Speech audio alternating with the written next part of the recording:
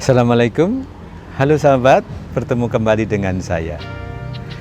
Ini adalah sesi kelima dari pembahasan mengenai vaksin pencegah kanker.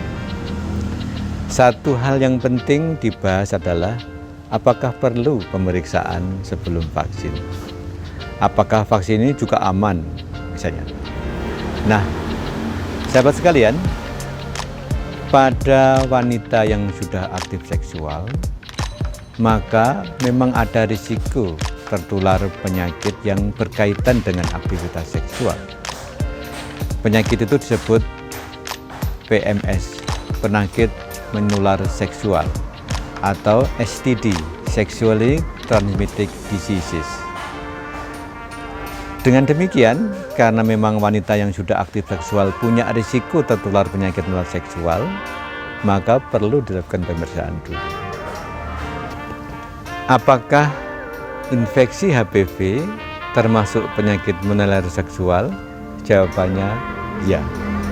Karena HPV yang high risk, yang risiko tinggi, yang bisa memicu kanker, itu tertularnya lewat aktivitas seksual. Dan lagi saya analogikan begini, kalau seorang wanita misalnya, dia tertular oleh pasangannya, terkena penyakit gonore, atau misalnya penyakit yang sekarang sudah jarang, sifilis, siapa sih yang menjamin bahwa pada saat tertularnya penyakit itu juga tidak ketumpangan HPV? Tidak bisa, sehingga tetap ada risiko. Nah, inilah alasan mengapa pada orang yang sudah aktivitas seksual sebelum vaksin harus diperiksa mulut rahimnya. Tahapan itu disebut deteksi dini atau screening. Metodenya ada beberapa. Yang paling terkenal adalah pap smear.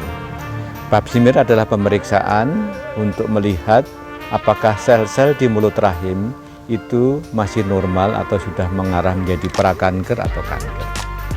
Yang kedua adalah IVA test, pemeriksaan yang lebih sederhana. Mulut rahim seorang wanita dioles dengan asam asetat, nanti kita bahas di sesi selanjutnya.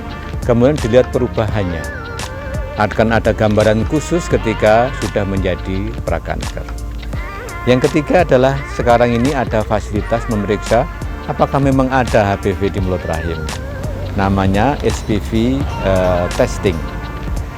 Yang terakhir adalah kolposkopi, diperiksa dengan kamera pembesar dan dilihat secara langsung apakah mulut rahimnya normal, apakah sudah ada misalnya tanda-tanda lesi prakanker akibat dari infeksi HPV. Nah, inilah adalah pemeriksaan-pemeriksaan yang perlu dilakukan sebelum vaksin HPV. Kenapa perlu dilakukan? Karena kita tanda kutip tidak boleh kecolongan. Kalau ternyata sudah ada lesi prakanker, tidak ketahuan, tetap divaksin, maka vaksin ini sebenarnya tidak efektif untuk menghambat terjadinya lesi prakanker menjadi kanker. Vaksin ini hanya efektif untuk mencegah terjadinya infeksi baru oleh virus HPV. Demikian sekilas info sehat hari ini. Take care. Stay healthy, see you tomorrow. Mari dukung channel ini dengan memberikan like, share, comment, and subscribe.